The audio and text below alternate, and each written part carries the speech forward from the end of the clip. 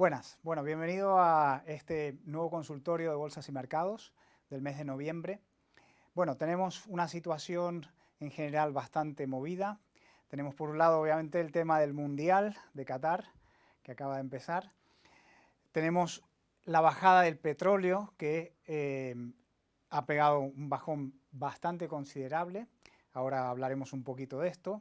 Seguimos con tipos altos de interés y dicen los de la Reserva Federal que no lo van a bajar hasta que por lo menos toque el 2%. Seguimos con una inflación bastante alta. No se puede o no se está pudiendo detener la inflación a pesar de que le están poniendo el freno de mano de la subida de tipos. Y por otro lado se despierta un nuevo cisne negro que es de vuelta el COVID en China.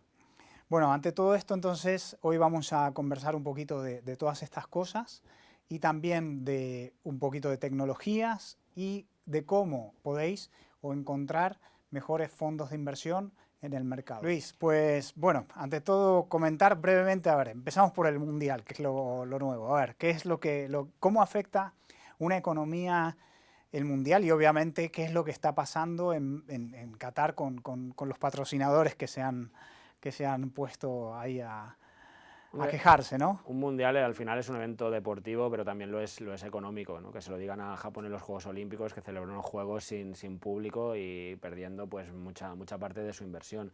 Un mundial tiene muchas repercusiones para la economía, evidentemente, para la zona donde se celebra, pues es un incremento de turistas, llamémosle turistas a los aficionados, pero no solo aficionados, prensa, organizadores, es decir, la población de esas ciudades y el consumo de esas ciudades se multiplica exponencialmente. Y para las bolsas también tiene influencia. También parece mentira, pero tiene 3 puntos de influencia en el mercado. El primero son los propios clubes de fútbol. Hay clubes de fútbol que cotizan en bolsa. Claro. Evidentemente, si un jugador, además siempre pasa en los mundiales que hay algún jugador que destaca, se le compra, además se le compra a un precio alto, imagínate que coincida que sea algún club de los cotizados, por ejemplo Borussia Dortmund, de hecho tiene un jugador muy apetecible, que varios clubes van de atrás. Imagínate que Inglaterra, que es Bellingham, es inglés, es la estrella del Borussia Dortmund, imagínate que Inglaterra llegue lejos y con él como protagonista, evidentemente, su cotización se disparará y también la del club del que él pertenece y de que cualquiera puede comprar en bolsa. Claro. Después tiene también un impacto sobre, evidentemente, los patrocinadores. Los patrocinadores que en el Mundial de Qatar no sé si es buena imagen o mala por todo lo que ha pasado. No olvidemos que es un mundial, primero tradicionalmente en invierno pues no estamos acostumbrados, seguro que no tiene tanta audiencia como en verano, tanta repercusión. Después el tema de derechos humanos en Qatar, tema mujeres, temas homosexuales, evidentemente pues tiene una penalización, hay empresas o aficionados que no van a formar parte de él. Y después tiene un problema de derechos humanos, ya no cultural, sino de construcción de los estadios. Hubo muchos fallecidos en la construcción de los estadios, esto Occidente lo quiere penalizar, lo quiere vetar. Bueno, pues hay cierta corriente que los patrocinadores no estarán muy bien vistos. Ahora además hemos visto justamente la prohibición de beber alcohol. Uno de los patrocinadores, Budweiser, cotiza claro, como AB InBev, una cotizada, su holding es una cotizada belga. Evidentemente pues van a tener menos ingresos de los que pensaban. O sea, por una parte, la parte de los fútbol o de los clubes de fútbol cotizados aumenta su cotización y lo que es la parte de los, digamos, perjudicados de los patrocinadores también les puede afectar, ¿no? Normalmente les debería beneficiar, pero les puede perjudicar. Y hay una tercera visión que es un mix entre deportivo y patrocinador, que son las marcas de ropa. Las marcas de ropa se gastan mucho dinero realmente son patrocinios, pero no patrocinios oficiales del Mundial, sino de cada selección o de cada jugador. Por ejemplo, desde el Mundial anterior en Rusia, que Nike, las selecciones vestidas con Nike, pues por ejemplo la final fue Francia o Croacia, que vestidos de Nike, no hubo ninguna estrella destacada de Adidas, además de otros factores. Nike también en este intervalo ha batido récords del mundo de maratón, ha batido el sub 2 horas de maratón, es decir, en la NBA está mucho más presente, pero en estos 4 años Adidas ha bajado sus ingresos por ventas y Nike los ha multiplicado. Es un patrocinio que depende un poquito que la pelotita entre o no entre también. Claro. Al final realmente parece mentira, se concentra en un mes, una actividad económica y también bursátil y evidentemente deportiva brutal. Pues ya lo habéis oído, así para primer resumen y para base, se puede invertir en clubes de fútbol, atención a las inversiones en todo lo que tenga que ver ropa, etcétera, de toda la parte deportiva, y también atención a los patrocinadores que se han visto afectados, ¿no?, en este mundial, ¿no? Hablando de patrocinadores, acordaos que también hay un cierto mito. Cristiano Ronaldo en la anterior Eurocopa, en una rueda de prensa, apartó una botella de Coca-Cola diciendo que era mala la Coca-Cola por tema salud. Es verdad que se dijo que Coca-Cola había bajado un 5%, no es verdad. Justamente Coca-Cola ese día pagó un dividendo del 5%, por lo tanto simplemente fue un ajuste, pero es verdad que evidentemente no es una buena imagen el que una gran estrella de fútbol, tú te has gastado mucho dinero o has invertido mucho dinero en publicidad y una gran estrella te haga un desplante. Mbappé, por ejemplo, la estrella de Francia, se ha negado a hacer ciertos anuncios de patrocinadores de la selección francesa. Claro. Por lo tanto, los patrocinadores tienen que tener mucho cuidado con eventos deportivos y estrellas deportivas, le puede salir al revés. Al revés, ¿no? Bueno, pasamos al segundo punto. A ver, bajada de petróleo. Está en 80 y pico, hablan de poner un tope de 30, la Unión Europea. ¿Qué viene? Sí, mira, veamos como la cotización del petróleo. Es normal, es una cotización que, fijaos, la caída que ha tenido desde máximos, esos máximos sí coinciden con la invasión de Rusia a Ucrania. Evidentemente, Rusia, país productor de petróleo, puede cortar el grifo, hay miedo, se dispara, viene de una COVID en la que hay que acordarse que el petróleo estuvo en negativo. Es decir, te pagaban por quedarte el petróleo, valía más el guardarlo, el almacenarlo, porque claro, no salían aviones, no salían camiones, no salían autobuses, no salían barcos, por lo tanto el coste de almacenamiento era más caro que por lo que te lo quedabas, le hacías un favor al que tenía barriles de petróleo. Esto se abrieron los comercios, se abrió la economía, se disparó, hubo incluso ciertos cuellos de botella, no solo en petróleo, en semiconductores, etcétera, etcétera, ha hecho que se disparara. La guerra de Ucrania no ayudó, un pico más fuerte, y ahora que nos encontramos que esas subidas de tipo de interés que comentabas, esa alta inflación está provocando una recesión económica. ¿Qué supone esta recesión económica? Pues menos barcos de mercancías, menos barcos de pasajeros, menos aviones, menos camiones. Evidentemente el petróleo, siempre la energía, pues tiene un componente cíclico muy importante, se utiliza menos, el factor de la demanda baja, debería bajar el precio. Ahora bien, lo que tú dices, de poner límites, no haría ni falta, el petróleo lo producen 4 o 5 países. Hacen una reunión de la OPEP Plus, bajan la producción y aumentan la... Tal cual. Es por eso que es muy complicado el intentar operar o prever la evolución de la materia prima. Por la demanda, yo tengo claro que va a bajar la demanda, porque pues, la economía se está ralentizando, pero la oferta, si también la bajaran, la podrían ajustar. No para ver niveles altos, pero sí podrían ahí, entre comillas, toparla a un precio para que pues, ellos no perder mucho dinero. Claro, decían en la Reserva Federal que no van a bajar tipos hasta que lleguen al 2%. Es decir, están viendo que no van a bajarlo, aún entrando en recesión, no van a bajarlo. Entiendo que por todos los errores que han cometido los bancos centrales, ¿no? Sí. Que iba a ser temporal la inflación, que esto dura un mes, que dura 2, que dura 6, que se nos fue de las manos. Es que voy un poco a eso. Tú fíjate que Powell en Jackson Hole, en verano, que además veníamos de un julio bueno en bolsas, que parecía que había tocado suelo y nos daba cierta alegría, y palabras textuales dijo que la lucha contra la inflación podía hacer daño a las familias y a las empresas. Claro. O sea, me parece un comentario muy desafortunado, porque al final es verdad que tu mandato es controlar la inflación, pero no la puedes controlar a toda costa. De todas formas, que dicen que el año que viene no la bajarán, hay que creérselo. Cuando decían hace un año la inflación es transitoria y no hay que subir tipos de forma... Claro. Han llegado tarde y mal. Y eso, las consecuencias son las que tenemos, evidentemente. Vivir 6 años en tipos negativos o Estados Unidos casi al cero con pleno empleo no tiene ningún sentido. No y esta fiesta claro. Pues la estamos pagando ahora. Yo no sé si bajarán tipos en el año que viene, evidentemente sí que tocará techo los tipos, incluso podrían, no sé si este año, pero principios del año que viene. Las curvas de tipo, que es una herramienta que utilizamos los analistas, que nos dice que si se paga más a largo plazo que a corto, se supone que es que van a bajar tipos de interés, también son indicadores de recesiones y de bajada de tipos, porque al final está relacionado, una recesión suele conllevar una bajada de tipos. las curvas de tipos sí que nos marcan, además se están ampliando. Esta última semana el bono a un año americano sube, mientras el de 10 años sigue bajando. Por lo tanto, podría haber bajada de tipos en Estados Unidos. Piensa que es muy importante, porque en Europa no pasa. En Europa la inflación no incluye el componente vivienda. Hay un epígrafe que es vivienda, pero es electricidad, gastos del hogar, realmente no es la compra o el alquiler. En Estados Unidos sí. Y en Estados Unidos los tipos de interés hipotecario ya están más del 7%. Claro, ahí lo típico es una hipoteca a 30 años, es la media, fijo. Ahí usan tipos fijos. Y ya está sobre el 7%, evidentemente. Eso va a provocar, o está ya empezando a provocar, una depreciación de la vivienda que tendrá su componente, que es el principal en la cesta de la compra de la inflación.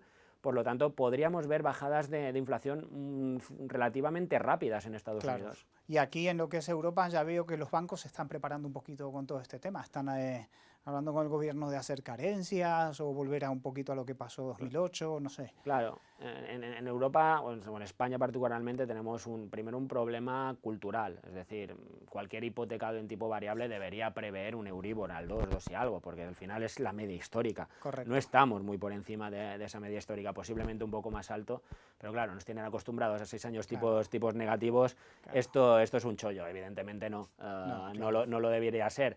Es verdad que se ha juntado con la inflación, es decir, si antes a lo mejor estas familias podían pagar esos 200, 300 euros más por la cuota, pero es que se le ha juntado que también están pagando 200, 300 euros más por el ir al supermercado. Claro. Por lo tanto, es verdad que hay problemas, pero también es verdad que yo aquí no me preocupa mucho la solvencia de la banca, porque las hipotecas han sido mucho más responsables en los últimos años que en la crisis financiera. Es decir, ahora el banco tiene margen para hacer carencias, tiene margen para ampliar duración y de esta forma relajar un poquito esta tensión económica de las familias. Ya no sé si tanto de las empresas, que venimos de una COVID, con muchos créditos ICO, que ahora renuevan, empresas que han sufrido mucha empresa zombie porque no había concurso de acreedores. En empresas lo veo un poco peor, incluso en la administración pública también lo veo un poquito peor, porque cada refinanciación de deuda será más, pues evidentemente pagarán, por supuesto, y al final pagamos nosotros. Al final, claro. ¿Qué te iba a comentar? Bueno, cambiando un poquito de tema, porque también me han hecho preguntas, pero también quería preguntarte, recuerdo lo que hablamos la otra vez, de que nos ibas a decir cómo una persona puede buscar bien un fondo de inversión. Es decir, porque, a ver, todo el mundo va al banco y el banco le dice, el mío es el mejor, fijo. Y todo el mundo ¿sabes? No, compra mi fondo que es el mejor. Y te muestran un premio que no sabe quién se lo dio y la gente va y compra este. Ahora, a nivel global, que hay obviamente buscadores especialistas, queríamos que nos guíes un poquito a ver cómo se puede buscar una inversión dentro de lo que viene a ser los fondos de inversión. Sí, mira, hay una herramienta que de hecho incluso los profesionales utilizamos, ya sea con la marca de la gestora en la que estemos o propiamente con la marca de Morningstar, que es una agencia de calificación de fondos, de sostenibilidad, de acciones, pero en fondos yo creo que es muy útil. Es un poquito el TripAdvisor, el Rastreator, no sé, ahora no quería hacer... El buscador del mejor. Exacto. Entonces, a ver si nos lo puedes mostrar. Sí, por supuesto, mira.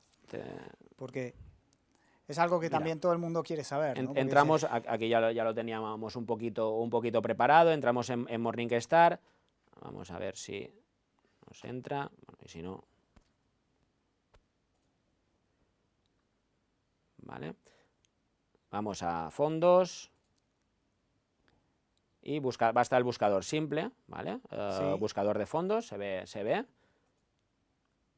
Y aquí tenemos un montón de criterios para buscar. Sale la publicidad de turno que hay en Morningstar, tendremos que pedir... A ver, por ejemplo, si quiero buscar una renta variable americana... Mira, tenemos aquí tenemos varias, podemos decir, pues si yo lo quiero operar en JP Morgan, en Fidelity, en Nordea, pues aquí podemos elegir las gestoras que queramos, podemos buscar si son de 5 estrellas, de 4 estrellas, ya podemos hacer cierto filtro, rating de sostenibilidad, que es muy importante. Morningstar tiene un buen rating de sostenibilidad, muy fiable. Nosotros, de hecho, lo utilizamos junto al del MSCI. De hecho, hace poco hizo un recorte porque había cierto lavado verde que se llama de varios fondos, sobre todo europeos. Y aquí, como bien dices, vamos a categoría y podemos buscar de cualquier categoría. fondos inmobiliarios, los mal llamados fondos garantizados, de materias primas, de mercado monetario, mixtos, ahora hay renta fija ligados a la inflación, renta fija asiática, emergente, excluyendo... De todo. Podemos buscar cualquier cosa, ya entrando en renta variable, pues mira, por ejemplo, si quieres, pues capitalización grande blend, que al final es un fondo global, si te parece. Casi seguramente estará muy... Tú has dicho bolsa americana, sí. para que vean un poquito más global, y seguramente tendrán, el que haya tendrá mucho peso en bolsa americana. Y aquí nos sale un listado, por defecto ordenado por orden alfabético, evidentemente no nos sirve. Correcto, pero yo quiero saber quién lo hizo mejor. Claro, yo aquí... Los últimos 3 o 5 ¿Veis años. aquí la pestañita rentabilidad a largo plazo? Correcto. Y aquí yo siempre marcaría a 5 años, a 3. Normalmente a 5, a 3 a lo mejor es demasiado poco, es verdad que no hay fondos con tanto historial, se nos escaparían algunos, y a 10 años, que sería lo ideal, habría mucho fondo que no... A ver qué es lo que nos sale. Mira, vamos a buscar a 5 años. Aquí justamente nos lo ha ordenado por el peor. Vamos al mejor, y un fondo de IDIPAM, el Equity New Gems. ¿Cuáles son los primeros 5, por ejemplo? Pues mira, uno bueno, aquí también aparece el mismo de DIPAM varias veces, lo vamos porque hay diferentes clases, pero uno de DIPAM, uno de DGR, uno de JP Morgan, uno de UBS y uno de Allianz. O sea, a ver si lo entiendo bien. Leí el otro día, el sábado creo, en el Expansión, que decía que BBVA y la Caixa tienen el 60 o el 60% del dinero en fondos de la gente, pero ninguno de las primeras posiciones son, obviamente, es decir, hay que buscar gestoras independientes para que nos den más rentabilidad, ¿verdad? A ver, al final, ¿qué lo va a hacer mejor? DIPAM, que se dedica exclusivamente a esto, ¿qué lo va a hacer mejor? Santander, como BBV o Sabadell, que es banca comercial, banca de inversión, venden alarmas. A ver, al final, con todos los respetos, porque al final necesitamos la banca, pero vayamos a la banca comercial para lo que se necesita banca comercial, y la banca de inversión para lo que se necesita banca de inversión. Evidentemente no hay color. En alguna categoría podría salirnos algún fondo de algún banco español, local, pero sería pues casi casualidad, porque tienen muchísimos, entonces alguno... Pero de forma sostenible, las gestoras, pues estas que vemos aquí, DIPAM, JP Morgan, Goldman Sachs, Robeco, Fidelity... Tienen más expertise en ese campo. Claro, porque además son gestoras que invierten mucho dinero en eso. Al final, tú dedicas mucho tiempo a contratar a los mejores analistas, a los mejores gestores, tienes las mejores tecnologías, tienes las capacidades para ir a hablar con todas las empresas del mundo, para poner oficina en Singapur, en Tokio, en Pekín, en Nueva York, en Berlín, en Madrid, ¿vale? Estas gestoras tienen esa capacidad, por lo tanto van a tener más recursos. Después lo pueden hacer mejor o peor, pero al menos salen con una ventaja. Por lo pronto lo hacen mejor. Evidentemente, lo hacen mejor. Bueno, y tengo después varias preguntas. A ver, con respecto al suelo, completamente diferente a lo que es fondos, porque son preguntas de usuarios. Al suelo que tenga el euro con respecto al dólar, o el dólar con respecto al euro. ¿Sabes? Sí, a ver. Lo hemos visto pasar desde 1,15 que venía de media a 0,97, ahora 1,04 creo que está, ¿no? 1,03 largo, 1,04 lo va tocando. A ver, euro-dólar. Yo hablo mucho con gestoras y me están poniendo un rango 1,05, 1, más o menos es el rango en el que se puede oscilar. No olvidemos que una moneda no puede ser muy volátil, ¿vale? Una moneda no puede pasar del 0,98 al 1,15 en 2 días, porque al final es gente intercambiando bienes y servicios con esa moneda. Claro. Por lo tanto, ya va bien que no sea muy volátil, pero aquí, pues precisamente ese rango, el 1,05 tiene una resistencia y coincide con ciertas valoraciones, por lo tanto, por supuesto, la paridad es un nivel que ya no solo es psicológico, ahora se ha convertido en un nivel técnico real. Es verdad que ha perdido y llegó a tocar 0,97 si no voy equivocado, pero claro, estamos hablando de porcentajes pues relativamente estrechos. Yo en este entorno de 1,05, 1, pues estoy cómodo, me gustaría pasar ese 1,05 y movernos en el rango 1,05, 1,15, que no descarto. ¿Por qué no descarto? Porque al final las políticas de los bancos centrales, como bien dices, antes afectan, ¿no? son muy diferentes. Pondré un ejemplo un poquito simplón, pero yo creo que a la audiencia lo va a entender. Si tú tienes no quieres asumir riesgo con la inversión, o no quieres asumir mucho riesgo, ¿qué prefieres? ¿Comprar un bono a 4 años americano o un bono a 4 años, perdona, un bono a un 4% americano o un bono al 1% europeo? Claro. Evidentemente vas a ir al americano. Si mucha gente hace eso, van al americano y imagínate que yo, europeo, compro un bono al americano. ¿Realmente qué hago? Vendo los euros que he cobrado yo para ese comprar mes dólares. y compro dólares para comprar el bono. Esa venta para comprar ya provoca un trasvase de dinero, un carry trade que se llama, que es, yo voy al que me da más, es como una... Por eso los tipos de interés son un determinante Claro, del valor de la moneda. afecta ¿no? muchísimo. Después hay otro, que es paridad de poder adquisitivo. Si tú una zona son más ricos y pueden comprar más, también comprarán más en otra zona y harán que el flujo de moneda también suba. Cambia. Pero a día de hoy, si los bancos centrales afectan muchísimo a las bolsas, imagínate a la divisa. Claro, y claro, tenemos una reserva federal con un ritmo de subida de tipos mucho más rápido que el europeo. Incluso te decía antes, se pueden frenar, pero es que el europeo también. Europa claro. No creo que vivan subidas de tipos con Alemania en recesión. No, por supuesto. A mí me extrañaría mucho. No, porque me imagino que también afectará la inflación, ¿no? Claro, evidentemente. O sea, si además por ejemplo, un dólar barato es inflacionario, porque el petróleo nos cuesta más. Les cuesta más, claro, ¿vale? Exacto. Y bueno, cambiando un poquito de moneda, por así decirlo, vamos a las criptos un poco. Hubo baile estas semanas, hubo baile del bueno, ¿eh? Entonces, cuéntanos un poquito a ver qué es lo que ha pasado y en resumen con FTX, a ver qué es la situación actual y cómo ves tú las criptomonedas. A ver, es muy feo el decir ya lo dije, ¿no? Hemos hablado en este consultorio, hablamos en el evento que hicimos también con el económico en el campo del Mallorca también, nos preguntaron sobre el tema y advertimos, las criptomonedas, las mal llamadas criptomonedas, los criptoactivos, porque realmente no son monedas, porque no se intercambian bienes y productos con ellas, por lo tanto le podemos llamar criptomonedas, pero realmente se llamarían criptoactivos, tienen un doble riesgo. Primero el del precio, que ahí ya me cuesta más entenderlo. Lo que es seguro es que si alguna criptomoneda funciona, va a ser a un precio estable. Lo que te decía antes del euro-dólar, claro. El dólar no se puede revaluar un 20% en una semana. Pues correcto. Evidentemente ninguna moneda puede hacerlo. ¿Por qué? Porque yo me estoy vendiendo pan en mi panadería, acepto bitcoins, ostras, si me ha subido el bitcoin tengo que bajar el precio un 20%. Uy, al revés. Evidentemente, en una economía sana y seria no podría ser. Por lo tanto, se deben estabilizar. ¿A qué precio? Pues hay quien decía en esos momentos, cuando el bitcoin estaba en 60.000, que eran $200.000, porque la oferta es limitada, porque tiene una tecnología, pero al final, si al final es abierta y permites cualquier actor, hay un exceso de oferta brutal. Habrá una con mejor tecnología, una con peor, el bitcoin está limitado a 21 millones, creo que eran, es una moneda que el fundador lo conocemos por un seudónimo, poco serio es. Claro. Y ahí, hablando de poca seriedad, es que lo que ha afectado mucho al bitcoin es el riesgo plataforma.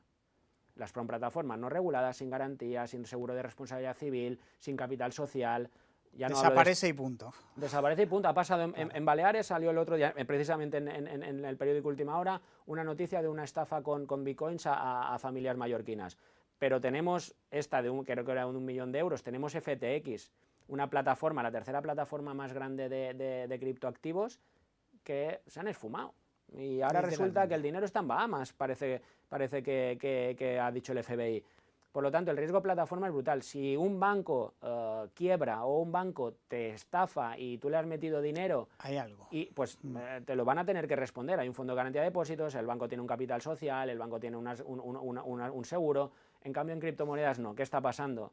Pues que al final, como toda pirámide, las pirámides, no sé si llamarle estafa piramidal, pero en algunos casos es estafa, en otros simplemente es una pirámide de precios, funciona que la gente invierte dinero y con ese dinero te pagan rendimientos, no que el activo genere el rendimiento. Claro. Cuando baja de precio y la gente quiere vender, ahí peta, ahí explota.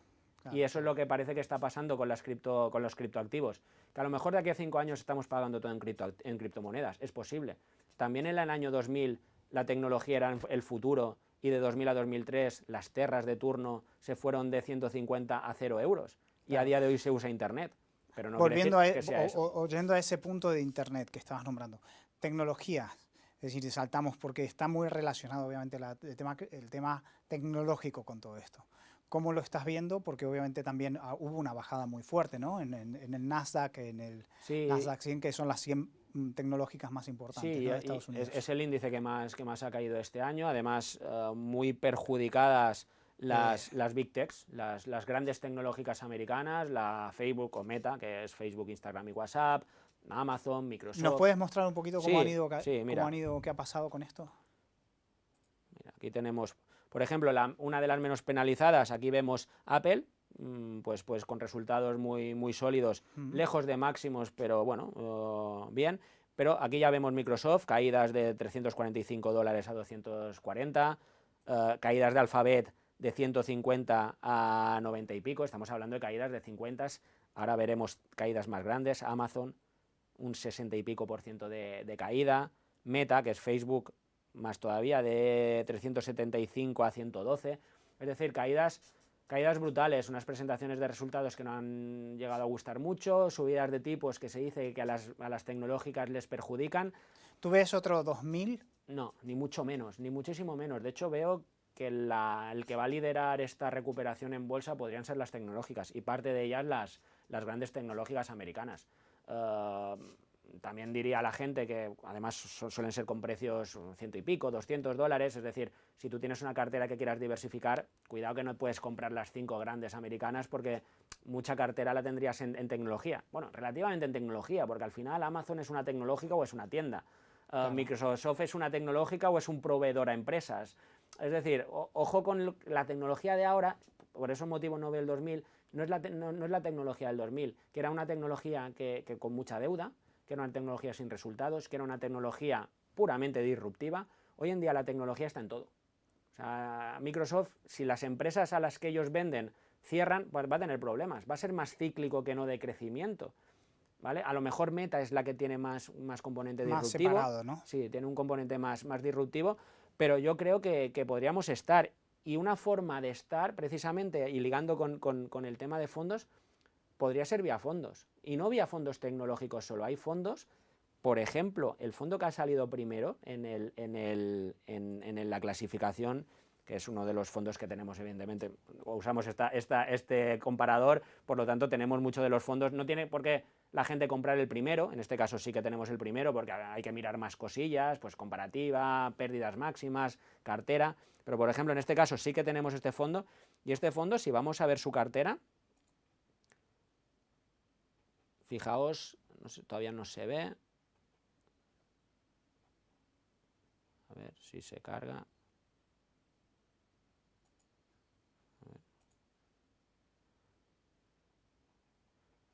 Sí, ahora se está cargando.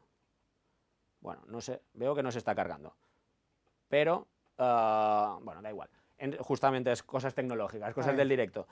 Tiene en su cartera, entre sus primeras posiciones, tiene Microsoft, tiene Alphabet, tiene Amazon. Por lo tanto, una forma buena de invertir en estas, si no queremos, oye, pues yo tengo 50.000 euros en cartera, tengo 10.000, tengo 100.000, no puedo comprar estas 5 tecnológicas porque tendré mucho peso en tecnología o en relacionar en tecnología. Tengo una cartera de fondos y sin necesidad de comprar un fondo tecnológico, que ahí sí que podría haber, en un fondo tecnológico podría haber empresas que sí, que sean más disruptivas, con más deudas y por lo tanto le perjudiquen más tipos de interés, pero un fondo como este, que es global, pero que tiene está el Goldman Sachs Millennial, que también es un fondo que también tiene un poquito de todo, pero tiene estas tecnológicas en cartera, sería una buena forma de invertir en ellas sin asumir ese riesgo de tecnología pura y dura. Perfecto. Bueno, entonces, haciendo a modo de resumen, Mundial, se puede invertir en fútbol, hay que mirar el tema de ropas, cuidado con los patrocinadores, ¿no? Si podemos decirlo así. El petróleo, ¿lo ves manteniéndose, tal vez subiendo o bajando? Todavía no se sabe. De fondo bajada, pero los productores lo podrían mantener. Y después el euro y el dólar a 1,05 aproximadamente es lo que están en las casas. Cuidado con las criptos, muchísimo cuidado. Absolutamente.